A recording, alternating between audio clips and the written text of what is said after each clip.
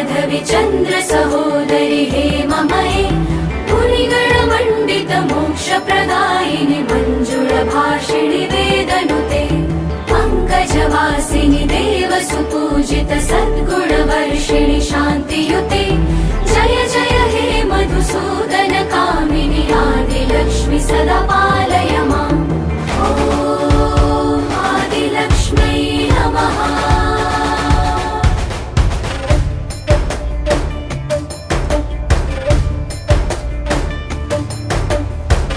कलिकल्मषनाशिनि कामिनि वैदिकरूपिणि वेदमये क्षीरसा